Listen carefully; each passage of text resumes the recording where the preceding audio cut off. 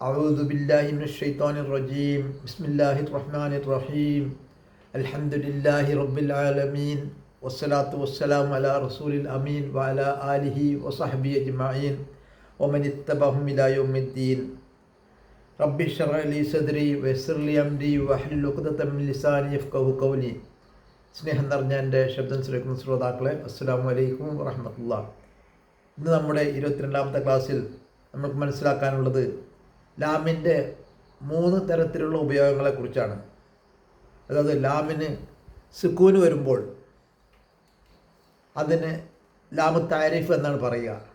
അതായത് ഒരു നക്രയായ ഒരു പദം മാരിഫയാക്കാൻ ഉപയോഗിക്കുന്ന ലാമാണ് ലാമു താരിഫ് എന്ന് പറയുന്നത്. അതിന് ലാമിന് സുക്കൂനായിരിക്കും. പക്ഷേ അറബി ഭാഷയിൽ സുക്കൂനായ ഒരു പദം കൊണ്ട് അറബി ഭാഷ തുടങ്ങാൻ കഴിയില്ല. അതുകൊണ്ട് തന്നെ ഒരു അലിഫ് അവിടെ നമ്മൾ കൊടുക്കും. എന്നിട്ട് അൽ എന്ന് ഉച്ചരിക്കും. അൽ ബൈത്തു, അൽ കിതാബ്. അപ്പോൾ അങ്ങനെയാണ് അല്ലിന് ലാമ് സുക്കൂനായ ലാമിന് മുന്നിൽ അല്ല് കൊടുത്തിട്ട് ഉച്ചരിക്കുന്നത്. പക്ഷെ അത് തുടക്കത്തിൽ മാത്രമേ ഉച്ചരിക്കുകയുള്ളൂ. അൽ ബൈത്തു എന്ന്, അൽഹംദു ലില്ലാ, അൽഹംദു എന്ന് പറയുമ്പോൾ ആ അംസ ശരിക്കും ലാമാണ് അവിടെ വേണ്ടത്. ലാം താരിഫിന് ലാം മാത്രമേ വേണ്ടിയുള്ളൂ. പക്ഷേ ലാമ് സുക്കൂനായതുകൊണ്ട് ഉച്ചരിക്കാൻ കഴിയില്ല എന്നതുകൊണ്ടാണ് അലിഫ് അവിടെ കൊടുക്കുന്നത്. അംസ കൊടുത്തിട്ട് അംസ ആക്കിയിട്ട് അൽ ഹംദു, അൽഹംദു എന്ന് പറയുന്നത്. അപ്പോൾ അത് തുടക്കത്തിൽ മാത്രമേ ആ അംസ ഉച്ചരിക്കുകയുള്ളൂ. നേരെ അതിൻ്റെ ഒരു അക്ഷരത്തോട് കൂട്ടി യോജിപ്പിച്ചിട്ടാണ് നമ്മൾ ആ ഉച്ചരിക്കുന്നത് എങ്കിൽ ആ അംസ എഴുത്തിൽ മാത്രമേ ഉണ്ടായിരിക്കുകയുള്ളൂ. ഉച്ചാരണത്തിൽ ആ അംസ ഉച്ചരിക്കുകയില്ല. അപ്പം അത് മനസ്സിലാക്കാൻ വേണ്ടിയിട്ട് അങ്ങനെ അംസത്തുൽ വസ്ലി എന്നതിന് പറയും. അംസത്തുൽ വസ്ലി അത് അറിയിക്കാൻ വേണ്ടിയിട്ട് ഒരു ചെറിയ സ്വാദിൻ്റെ ഒരു തലക്കെട്ട് മാത്രം അവിടെ കൊടുക്കും. സ്വാദിൻ്റെ ഒരു തലക്കെട്ട് അവിടെ കൊടുത്തിട്ടുണ്ടാവും. അത് അംസത്ത് ബസ്ലിയാണ് എന്ന് മനസ്സിലാക്കാൻ വേണ്ടിയിട്ടാണ് ആ അല്ലിൽ ആ അംസക്ക് സ്വാദിൻ്റെ ഒരു കെട്ട് കൊടുക്കുന്നത്. അപ്പോൾ അൽഹംദു എന്ന് ഉച്ചരിക്കുമ്പോൾ അത് ഉച്ചരിക്കും. നിലമറ്റി ഫിൽ കിതാബി എന്ന് പറയുമ്പോൾ ആ അംസ ഉച്ചരിക്കില്ല. ഫി എന്ന് കഴിഞ്ഞതിന് ശേഷം നേരെ സുക്കൂനുള്ള ലാമിലേക്കാണ് പോവുക. ഫിൽ കിതാബി. അപ്പം അത് ഇന്നൽ ഇൻസാന, ഇന്നൽ ഇൻസാന അവിടെയും ആ ഹംസ ഉച്ചരിക്കുകയില്ല. ഹംസത്തുൽ വസ്ലിയാണ് എന്ന് മനസ്സിലാക്കാൻ വേണ്ടിയിട്ട് ഒരു സ്വാദിൻ്റെ ഒരു തലക്കെട്ട് അവിടെ കൊടുക്കും. ഇന്നൽ ഇൻസാന എന്ന് കൊടുക്കും.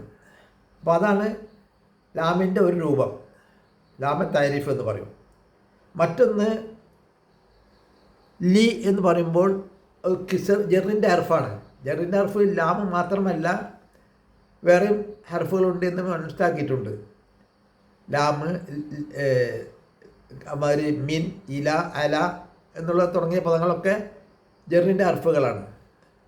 അപ്പോൾ ജെറിൻ്റെ ഹർഫ് വരുന്ന രൂപമാണ് കിസ്റായിട്ടാണ് വരിക. ആ ലാമിന് കിസ്റായിട്ട്. നേരത്തെ നമ്മൾ പറഞ്ഞത് ലാമിന് സുക്കൂനായിട്ട് വരുന്നതാണ്.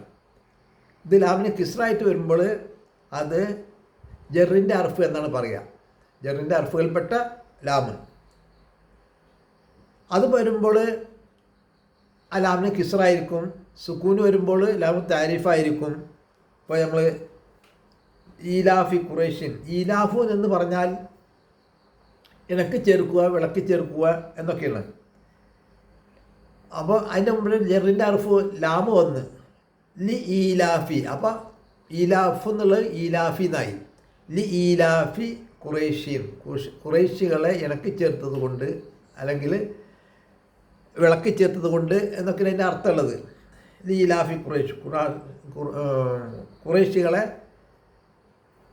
എളുപ്പമാക്കി കൊടുത്തത് കൊണ്ട്.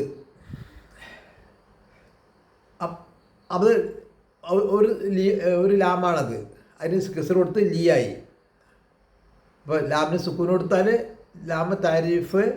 മറ്റൊന്ന് ലാമിന് കിസ്റാണെങ്കിൽ ജാമർ റുഫ് ജർ എന്ന് പറയും. ആ ജറിൻ്റെ കൊണ്ട് ഉദ്ദേശിക്കുന്നത് അതിന് ശേഷം വരുന്ന പദത്തിന് കിസ്ർ കൊടുക്കണം. അതുമാതിരി തന്നെയാണ് ഒരു ലാമ്. അപ്പോൾ ഈ കിസ്റുള്ള ലാമ് എന്ന് പറഞ്ഞത് ചില സമയത്ത് ലമീറിൻ്റെ കൂടെ വരുമ്പോൾ ഹുറൂഫ് ജറ് തന്നെ ആയിരിക്കും, പക്ഷേ അത് ഫതഹായിട്ടും വരുന്നതാണ് ചില സന്ദർഭങ്ങളിൽ. അത് സാധാരണ ലമീറുകൾക്ക് ഉപയോഗിക്കുമ്പോഴാണ് അത് അങ്ങനെ വരികയുണ്ടാകുക. അതുപോലെ ലാമിന് ഫതഹ് കൊടുത്തു വരുമ്പോൾ അതിന് തൗക്കീദിൻ്റെ ലാമ് എന്നാണ് പറയുക. ഉറപ്പിച്ച് പറയാൻ വേണ്ടി ഉപയോഗിക്കുന്ന ലാമ്. അള്ളാഹു ഖുർആനിലൊരു കാര്യം പറഞ്ഞാൽ അതിന് നമുക്ക് സംശയം ഉണ്ടാവില്ല, ഉറപ്പ് തന്നെയാണ്, നമുക്ക് ഉറപ്പാണ്. എന്നാലും ഖുർആനിൽ ഇങ്ങനെ വന്നിട്ടുള്ള പല പദങ്ങളും ഉറപ്പിച്ച് പറയാൻ വേണ്ടി, മനുഷ്യരെ ഉറപ്പാണ് ഈ കാര്യം, പറഞ്ഞ കാര്യം ഉറപ്പാണ് എന്ന് നമ്മൾ വീണ്ടും വീണ്ടും ഉറപ്പിച്ച് പറയാൻ വേണ്ടിയിട്ട് ഉപയോഗിക്കുന്ന ഒരു ലാമാണ്. അതിന് ലാമിന് ഫതഹ ആയിരിക്കും, അതിന് ലാമ് തൗക്കീദ് എന്നാണ് പറയുക. അപ്പോൾ ഇങ്ങനെയുള്ള പദങ്ങൾക്ക് ഉറപ്പിച്ച് പറയാൻ വേണ്ടി ഈ ലാമ് മാത്രമല്ല കത് എന്നൊരു അർഫ് ഉപയോഗിക്കും. കത് ഉറപ്പാണ്, നിശ്ചയമായി ഉറപ്പാണ്. അമാതിരി ഇന്ന എന്ന് പറഞ്ഞാൽ നിശ്ചയമായും തന്നെയാണ്. അങ്ങനെ പദങ്ങൾ വരും ഉറപ്പിച്ച് പറയാൻ വേണ്ടി. അപ്പോൾ ഇന്ന, കത്, ല. അതുപോലെ തന്നെ തൗക്കീദിൻ്റെ നൂന് എന്ന് പറയും. ഒരു നൂനുണ്ട്, ശ്രദ്ധ കൊടുത്ത നൂന്. അത് പദത്തിൻ്റെ അവസാനത്തിലാണ് വരിക. ഈ ലാമും ഒക്കെ തുടക്കത്തിലാണ് വരിക. ഇന്നയും ലാമും ഒക്കെ തുടക്കത്തിലാണ് വരിക എങ്കിലും തൗക്കീദിൻ്റെ നൂന് അവസാനത്തിലാണ് വരിക. അത് നമുക്ക് മനസ്സിലാക്കാം. അപ്പോൾ ഈ 3 രൂപം ഇതാണ്. ഒന്ന് ലാമ് താരിഫ്, മറ്റൊന്ന് ലാമ് ജറ്, മറ്റൊന്ന് ലാമ് തൗക്കീദ്, ഉറപ്പിച്ച് പറയാൻ വേണ്ടി ഉപയോഗിക്കുന്നത്. നമ്മൾ പറഞ്ഞ് ലി ഈലാഫി ഖുറൈഷിൻ, അത് ജറിൻ്റെ അർഫാണ്, ജറിൻ്റെ ലാമാണ്. മറ്റൊന്ന് അൽഹംദു എന്ന് പറയുമ്പോൾ ലാമ് താരിഫാണ്, നക്രയായ ഒരു പദത്തിനെ മാരിഫയാക്കാൻ വേണ്ടിയിട്ട് കൊണ്ടുവരുന്ന ലാമാണത്. അപ്പോൾ നക്രി മാരിഫി എന്താണെന്ന് നമ്മൾ ആദ്യം പഠിച്ചിട്ടുണ്ട്. ഒരു പദത്തിനെ ഒരു സെൻറ്റൻസിൽ ഉപയോഗിക്കണമെങ്കിൽ 4 കാര്യങ്ങളെ അറിഞ്ഞിരിക്കണം. അതിലൊന്നാണ് മാരിഫയാണോ നക്രയാണോ എന്ന്. അപ്പോൾ മാരിഫയായ പദത്തിനെ നക്രയായ പദത്തിനെ മാരിഫയാക്കാൻ വേണ്ടിയിട്ട് ഉപയോഗിക്കുന്ന ലാമാണ്. അതിന് സുക്കൂനായിരിക്കും. പക്ഷേ സുക്കൂനായ പദം കൊണ്ട് തുടക്കത്തിൽ ഉച്ചരിക്കാൻ കഴിയില്ല എന്നതുകൊണ്ട് തന്നെ ഒരു ഹംസത്തുൽ വസ്ലി അതിന് മുന്നിൽ കൊണ്ടാണ് അൽ ഹംദു എന്ന് നമ്മൾ ഉച്ചരിക്കുന്നത്. അതിൻ്റെ ബാക്കിലുള്ള അതിൻ്റെ തൊട്ട് മുമ്പുള്ള അക്ഷരത്തിന് ചേർത്ത് കൊണ്ടാണ് ഉച്ചരിക്കുന്നതെങ്കിൽ ആ ഹംസ ഉച്ചരിക്കില്ല. എഴുത്തിൽ ആ ഹംസ അവിടെ ഉണ്ടാവും. അതിന് മുകളിൽ സ്വാദിൻ്റെ ഒരു കഷ്ണം കൊടുത്തിട്ടുമുണ്ടാവും. ഇത് ഹംസത്തുൽ വസ്ലിയാണ് തിരിച്ചറിയാൻ വേണ്ടിയിട്ട്. അതുമാതിരി തന്നെ ഈ ലാമ് തന്നെ ഉച്ചരിക്കാത്ത സന്ദർഭങ്ങളുണ്ട്. ഇപ്പോൾ നമ്മൾ 28 അക്ഷരങ്ങളുണ്ടെങ്കിൽ 14 അക്ഷരം ലാമ് ഉച്ചരിക്കാത്ത സന്ദർഭങ്ങളാണ്. അത് നമ്മൾക്ക് മനസ്സിലാക്കാൻ എളുപ്പ വഴിയുണ്ട്. അപ്പോൾ നമ്മൾ അൽ കമറു ചന്ദ്രൻ, അൽ കമറു ചന്ദ്രൻ, കമറു എന്ന് പറഞ്ഞാൽ ചന്ദ്രൻ, അൽ കമറു ചന്ദ്രൻ. അപ്പോൾ അവിടെ നമ്മൾ അല്ല് ഉച്ചരിച്ചു. അപ്പോൾ അങ്ങനെ ഉച്ചരിക്കുന്ന അക്ഷരങ്ങൾക്ക് ഹുറൂഫിൽ കമറിയ എന്നാണ് പറയുക. ഹുറൂഫിൽ കമറിയയുടെ അക്ഷരങ്ങൾ. അപ്പോൾ അത് ഉച്ചരിക്കും. അവിടെ അല്ല് ഉച്ചരിച്ചുകൊണ്ടാണ് പറയാം. നേരത്തെ ഷംസും എന്ന സൂര്യൻ എന്ന പദത്തിൻ്റെ മുന്നിൽ അല്ല് വന്നാൽ ആ ലാമ് ഉച്ചരിക്കില്ല. അഷംസു എന്നേ പറയുള്ളൂ. അപ്പോൾ അത് തിരിച്ചറിയാൻ വേണ്ടിയിട്ട് നമ്മൾ ഈ 14 കമറിയായ പദങ്ങൾ ഏതൊക്കെയാണ്, 14 ഷംസിയ അർഫുകൾ ഏതൊക്കെയെന്നൊന്നും പറയാൻ നമ്മൾ ഡീപ്പായിട്ട് പഠിക്കുകയൊന്നും വേണ്ട. അല്ലിന് ലാമിന് സുക്കൂന് കൊടുത്തിട്ടുണ്ടെങ്കിൽ അത് ഉച്ചരിക്കുന്ന ലാമായിരിക്കും. അൽ കമറു അവിടെ ലാമിന് സുക്കൂന് കൊടുത്തിട്ടുണ്ടാവും. എന്താണെന്ന് വെച്ചാൽ അഷംസു എന്നുള്ളിടത്ത് ആ ലാമിന് സുക്കൂന് കൊടുത്തിട്ടുണ്ടായിരിക്കില്ല. അപ്പോൾ അതിനർത്ഥം അത് ഉച്ചരിക്കാത്ത ലാമാണ്. തന്നെയല്ല തൊട്ടുള്ള അക്ഷരത്തിന് ശ്രദ്ധമുണ്ടായിരിക്കും. അഷംസു എന്ന് മനസ്സിലാക്കിയാൽ മതി. അപ്പോൾ അവിടെ ലാമിന് സുക്കൂനും ഇല്ല, തൊട്ടടുത്ത അക്ഷരത്തിന് ശ്രദ്ധമുണ്ടെങ്കിൽ അതിനെ ലാം ഉച്ചരിക്കില്ല, അഷംസു എന്നാണ് പറയുക. അതാണ് ഈ 3 രൂപത്തിലുള്ള ലാമിൻ്റെ രൂപങ്ങൾ.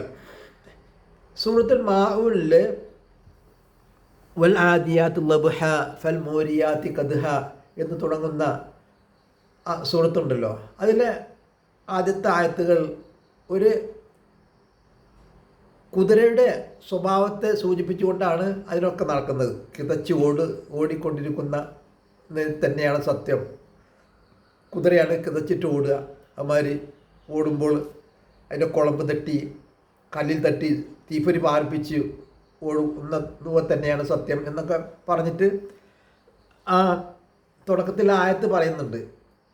എന്നിട്ട് പുലർച്ചെ സമയത്ത് പുലരിയിൽ ശത്രു സങ്കേതത്തിൽ കടന്നു ചെന്ന് അതിന് നടുവിലേക്ക് എടുത്തു ചാടി സംഘട്ടനം നടത്തുന്ന ആ കുതിരയെ പറ്റിയാണ്. കുതിര എന്ന് അവിടെ പറഞ്ഞിട്ടില്ല, പക്ഷെ ആ എല്ലാ സ്വഭാവങ്ങളും കുതിരയോട് പറ്റിയുള്ളതാണ്. ഇങ്ങനെയുള്ള കുതിരയെ പറ്റി പറഞ്ഞിട്ട് എന്നാൽ ആ കുതിര എന്തിനാണ് ഇതൊക്കെ ചെയ്യുന്നത്, ഇത്തരം സംഘടനത്തിനൊക്കെ ഏർപ്പെടുന്നത് എന്തിനാണ്? അതിൻ്റെ തീറ്റിപ്പോറ്റുന്ന യജമാനൻ പറയുന്നത് അക്ഷരം പ്രതി അനുസരിക്കുക എന്നതുകൊണ്ടാണ് ആ കുതിര അതൊക്കെ ചെയ്യുന്നത്. അതിൻ്റെ തീറ്റിപ്പോറ്റുന്ന യജമാനുണ്ടല്ലോ, ആ യജമാനൻ്റെ കൽപ്പന അനുസരിച്ച് അത് ഓടുന്നു, എങ്ങോട്ട് വേണമെങ്കിലും ഓടുന്നു, തിരിയുന്നു, എല്ലാം ചെയ്യുന്നത് എന്തിനാണ്? അതിൻ്റെ കൽപ്പന, അതിന് തീറ്റിപ്പോറ്റുന്ന അതിൻ്റെ ഉടമസ്ഥൻ്റെ കൽപ്പന അനുസരിച്ച് കൊണ്ടാണ് ചെയ്യുന്നത്. എന്നിട്ട് 6ാമത്തെ ആയത്തിൽ അള്ളാഹു പറയുകയാണ്, ഇന്നൽ ഇൻസാന ലിറബ്ബിഹി ലകനൂദ്. ഇന്നൽ ഇൻസാന, അൽ ഇൻസാനു എന്നാണ് അത് മുബ്തദായി വരുമ്പോൾ അതുണ്ടാകുക. അൽ ഇൻസാനു ഒരു പദം മുബ്തദ ആണെങ്കിൽ എന്തുണ്ടാകണം? അത് മാരിഫയായിരിക്കണം, അതിന് റഫ ഉണ്ടായിരിക്കണം. അപ്പോൾ അൽ ഇൻസാനു എന്നാണ് അവിടുത്തെ പദം. അത് മുബ്തദ ആണ്. ലി റബ്ബിഹി ലകനൂദ്, അത് അതിൻ്റെ ഖബറുമാണ്. ഇവിടെ ഇന്ന അതിൻ്റെ മുന്നിൽ വന്ന്, ഇന്ന നമ്മൾ പറഞ്ഞ് ഉറപ്പിച്ച് പറയാൻ വേണ്ടി ഉപയോഗിക്കുന്ന ഒരു പദമാണ് ഇന്ന. നിശ്ചയമായും ഇന്ന ഒരു പദത്തിൻ്റെ മുന്നിൽ വന്നാൽ ആ പദത്തിന് നസബ് ചെയ്യണം എന്നുള്ള നിയമമുണ്ട്. നമ്മളിപ്പോൾ ജറിൻ്റെ അർഫ് പറഞ്ഞില്ലേ, ജറിൻ്റെ അർഫുകൾ ഒന്ന് ഒരു പദത്തിൻ്റെ മുന്നിൽ വന്നാൽ ആ പദത്തിന് കിസർ ചെയ്യണം, ജറ് ചെയ്യണം എന്ന് പറഞ്ഞ്. അപ്പോൾ ഇന്ന എന്ന പദം ഒരു ഇസ്മിൻ്റെ മുന്നിൽ വന്നാൽ ആ ഇസ്മിനെ നസബ് ചെയ്യണം. അതാണ് ഇന്നയുടെ നിയമം. ഇന്ന മാത്രമല്ല, ഇന്നയുടെ കൂടെ കുറേ അതിൻ്റെ കൂട്ടുകാരുമുണ്ട്. അപ്പോൾ ഇന്നയും കൂട്ടുകാരും ഒരു ഇസ്മിൻ്റെ മുന്നിൽ പ്രവേശിച്ചാൽ അതിനെ നസബ് ചെയ്യണം. അങ്ങനെയാണ് അത് നസബായി വന്നിട്ടുള്ളത്. അല്ലെങ്കിൽ മുബ്തദ ആകുമ്പോൾ എന്തായിരിക്കണം? മാരിഫ ആയിരിക്കണം, റഫ ആയിരിക്കണം. ഇവിടെ റഫ അല്ല കാണുന്നത്, നസബാണ് കാണുന്നത്. ഇന്നൽ ഇൻസാന, നിശ്ചയമായും മനുഷ്യൻ.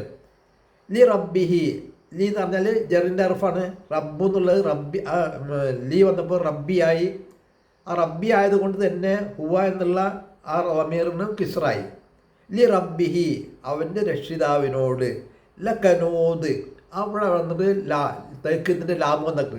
ലകനൂദ്, നന്ദി കെട്ടവൻ തന്നെയാണ് എന്ന് പറയാൻ വേണ്ടിയിട്ട് ആ തൈക്കിൻ്റെ ലാഭം അവിടെ കൊടുത്തിട്ടുണ്ട്. ഇന്നൽ ഇൻസാന ലി റബ്ബിഹി ലകനൂദ്, നിശ്ചയമായും മനുഷ്യൻ അവൻ്റെ രക്ഷിതാവിനോട് നന്ദി കെട്ടവൻ തന്നെയാണ്. എപ്പോഴാണിത് പറയുന്നത്? ഒരു കുതിരനെ പറ്റി വർണ്ണിച്ചിട്ട്, കുതിരയുടെ സ്വഭാവം വർണ്ണിച്ചിട്ട്, അതിൻ്റെ എന്ത് കാര്യത്തിലും അതിൻ്റെ യജമാനൻ്റെ കൽപ്പന അക്ഷരം പ്രതി സ്വീകരിച്ചു കൊണ്ടാണ് ആ കുതിര ജീവിക്കുന്നത്. എന്തിനാണ് ആ കുതിര അങ്ങനെ ജീവിക്കുന്നത്? അതിൻ്റെ തീറ്റിപ്പോറ്റുന്നത് അതിൻ്റെ രക്ഷിതാവ്, ആ തീറ്റിപ്പോറ്റുന്ന യജമാനൻ അതിനെ തീറ്റിപ്പോറ്റുന്നതും എന്നുകൊണ്ട് ആ യജമാനൻ്റെ കൽപ്പന അക്ഷരം പ്രതി അനുസരിക്കുകയാണ് ചെയ്യുന്നത്. ഉടനെ തന്നെ അടുത്ത ആയത്തിൽ പറയുകയാണ് ഇന്നൽ ഇൻസാന ലിറബ്ബിഹി ലകനൂദ്, നിശ്ചയമായും മനുഷ്യൻ അവൻ്റെ രക്ഷിതാവിനോട് നന്ദി കെട്ടവൻ തന്നെയാണ് എന്ന് പറയുന്നു. അപ്പോൾ നന്ദി കെട്ടവനാവാൻ എന്താണ് കാരണം? ഒരു കുതിര അവൻ്റെ യജമാനെ എന്തുകൊണ്ടെല്ലാം അനുസരിക്കാൻ പറയുന്നു അതൊക്കെ അനുസരിക്കുന്നുണ്ടെങ്കിലും മനുഷ്യന് അവൻ്റെ യജമാനൻ എല്ലാ അനുഗ്രഹം ചെയ്തു കൊടുത്തുകൊണ്ട് അവൻ്റെ കൽപ്പന ധിക്കരിക്കുന്നു. അങ്ങനെയാണ് ആ ആയത്ത് അവിടെ പറയുന്നത്. ഒരു കുതിര അതിൻ്റെ യജമാനെ എത്ര പേർ അനുസരിക്കുന്നത് എന്തിനാണ്? അവന് തീറ്റിപ്പോറ്റുന്നത് കൊണ്ട്. പക്ഷെ മനുഷ്യൻ അള്ളാഹു എല്ലാവിധ അനുഗ്രഹം നൽകി, എണ്ണിയാൽ ഒതുങ്ങാത്ത അനുഗ്രഹം നൽകിയിട്ടും അള്ളാഹുവിൻ്റെ കൽപ്പന ധിക്കരിച്ചാണ് ജീവിക്കുന്നത് എന്നാണ് അള്ളാഹു പറയുന്നത്. ഇന്നൽ ഇൻസാൻ, നിശ്ചയമായ മനുഷ്യൻ, അവിടെ ഇതിൻ്റെ നൂന് കൊടുന്ന്, അത് നിന്ന ഉറപ്പിച്ച് പറയാൻ വേണ്ടിയുള്ള നൂന് കൊടുന്ന് അമാര് ലി റബ്ബിഹി, അവർ രക്ഷാവിനോട് കനൂത് ഇതിൻ്റെ ഡാമ് കൊടുന്ന് എന്നൊക്കെയാണ് അള്ളാഹു പറയുന്നത്. അള്ളാഹു നമ്മൾ അത്തരം ആളുകളിൽ പെടാതിരിക്കുക, അള്ളാഹുവിനോട് പ്രാർത്ഥിക്കുക, അതിനോട് കർമ്മങ്ങൾ ചെയ്യുക. അമാതിരി ഇതിന് നൂന് വരുന്നൊരു സ്ഥലമാണ് സൂറത്തുൽ ഇബ്രാഹിമിലെ 7-ാമത്തെ ആയത്ത്. വൈദ് തഅദ്ദന റബ്ബുക്കും ലൈൻ ശകർതും ലഅസീദന്നകും വലൈൻ കഫർതും ഇന്ന അദാബി ലശദീദ്. വൈദ് തഅദ്ദന, നിങ്ങൾ റബ്ബ് അറിയിപ്പ് നൽകിയ സന്ദർഭം ഓർക്കുക. നിങ്ങളുടെ രക്ഷിതാവ് കൽപ്പന നൽകിയ ആ സന്ദർഭം ഓർക്കണം. ലഇൻ എന്ന് പറഞ്ഞാൽ എങ്കിൽ, ലഇൻ ശക്കർത്തും, നിങ്ങൾ നന്ദി കാണിക്കുകയാണെങ്കിൽ, ലഇൻ ശക്കർത്തും, ഇല്ല എന്ന് പറഞ്ഞാൽ തേക്കുന്നെല്ലാമാണ്. ലഇൻ ശക്കർത്തും, നിങ്ങൾ നന്ദി കാണിക്കുകയാണെങ്കിൽ, ലഅസീദന്നകും, ആ നന്മ നിങ്ങൾക്ക് വർദ്ധിപ്പിച്ചു തരും. നിങ്ങൾ ഏതൊരു കാര്യത്തിനാണോ നന്മ കാണിക്കുന്നത്, ശുക്ർ ചെയ്യുന്നത്, ആ കാര്യം അള്ളാഹു വർദ്ധിപ്പിച്ചു തരും. ലഅസീദന്നകും, സാദ യസീദു, ആ യസീദു തന്നെ അധികരിപ്പിക്കുക. ലസീദന്ന, നിശ്ചയമായും അധികരിപ്പിച്ച് തരുക തന്നെ ചെയ്യും. ആരാണിത് പറഞ്ഞത്? അള്ളാഹുവാണ് പറയുന്നത്. നിങ്ങൾ നന്ദി കാണിക്കുകയാണെങ്കിൽ ആ നന്മ അള്ളാഹു അധികരിപ്പിച്ച് തരുക തന്നെ ചെയ്യും. ഓരോ ദിവസവും നമ്മൾക്ക് ജീവിക്കാൻ അനുഗ്രഹം നൽകി റബ്ബിനെ സ്തുതിക്കണം. സുബ്ഹാനല്ലാഹ്, അൽഹംദുലില്ലാഹ്, ലാ ഇലാഹ ഇല്ലല്ലാഹു, അല്ലാഹു അക്ബർ. സമാധാനത്തോടു കൂടി ജീവിക്കാൻ അള്ളാഹു സൗകര്യം നൽകുന്നതിന് നിനക്ക് സ്തുതി റഹ്മാനെ. എനിക്ക് സംസാരിക്കാൻ നൽകിയതിന് നിനക്ക് സ്തുതി റഹ്മാനെ. എനിക്ക് കാഴ്ച ശക്തി നൽകിയതിന് നിനക്ക് സ്തുതി റഹ്മാനെ. എല്ലാത്തിനും നന്ദി പറയണം. അങ്ങനെ നന്ദി പറയുകയാണെങ്കിൽ എന്താണ്? ലഅസീദന്നകും, നിശ്ചയമായി ഞാൻ നിങ്ങൾക്ക് ആ നന്മ വർദ്ധിപ്പിച്ച് തരുക തന്നെ ചെയ്യും. വലയും കഫർത്തും, നിങ്ങൾ അത് നിഷേധിക്കുകയാണെങ്കിലോ, അതിന് നന്ദികേട് കാണിക്കുകയാണെങ്കിലോ, ഇന്ന അദാബി ലശദീദ്, നിശ്ചയമായും എൻ്റെ ശിക്ഷ ലശദീദ്, അവിടുത്തെ ഇതിന് ലാമെന്ന് അതികഠിനമാണ്. നിങ്ങളുടെ റബ്ബ് അറിയിപ്പ് നൽകിയ സന്ദർഭം നിങ്ങൾ ഓർക്കുക. നിങ്ങൾ നന്ദി ചെയ്യുന്ന പക്ഷം തീർച്ചയായും ഞാൻ നിങ്ങൾക്ക് അനുഗ്രഹം വർദ്ധിപ്പിച്ചു തരുക തന്നെ ചെയ്യും.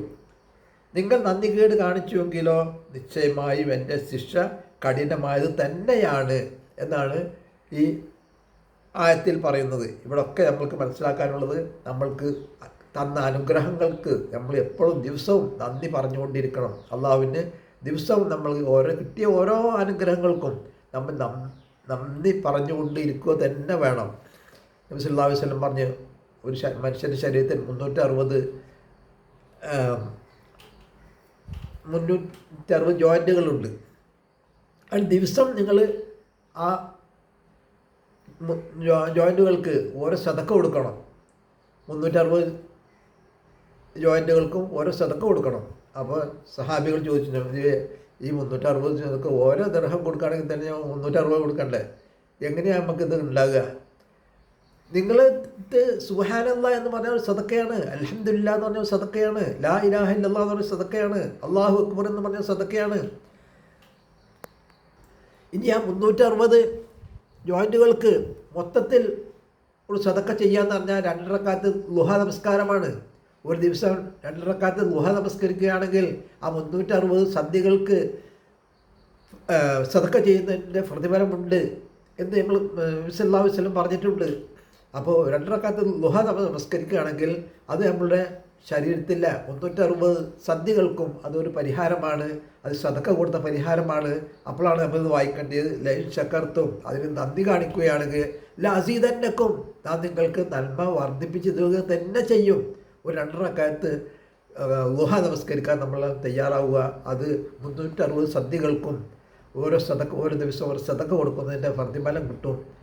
അങ്ങനെ അതിലൂടെ ആ നന്ദി നമ്മൾ ചെയ്തതിന് അപ്പോൾ അള്ളാഹു ലഅസീദന്നകും, ആ നന്മ നിങ്ങൾക്ക് വർദ്ധിപ്പിച്ച് തരുമോ? ആ 160 സന്ധ്യകൾക്കുമുള്ള ആ സദക്ക കൊടുത്തതിൻ്റെ ഫലമായിട്ട് ലഅസീദന്നകും, അത് നിങ്ങൾക്ക് വർദ്ധിപ്പിച്ച് തരും. അതുകൊണ്ടുള്ള അള്ളാഹു നമ്മൾ സംരക്ഷിക്കും. ഇൻഷാ അല്ലാഹ് അത്തരം ആളുകളിൽ പെടുന്നവരിൽ നമ്മൾ ഉൾപ്പെടണം. ഇൻഷാ അല്ലാഹ് നമ്മൾ ശ്രമിക്കുക. ശ്രമിച്ചാൽ കഴിയാത്ത ഒന്നുമില്ല. സുബ്ഹാനക്കല്ലാഹു വബിഹംദിക അഷ്ഹദു അല്ലാ ഇലാഹ ഇല്ലാ അൻത അസ്തഗ്ഫിറുക വഅതൂബു ഇലൈക്. അടുത്ത ക്ലാസ്സിൽ മറ്റൊരായത്തുമായി നമുക്ക് കണ്ടുമുട്ടാം ഇൻഷാ അല്ലാഹ്. അസ്സലാമു അലൈക്കും വറഹ്മത്തുള്ളാഹി.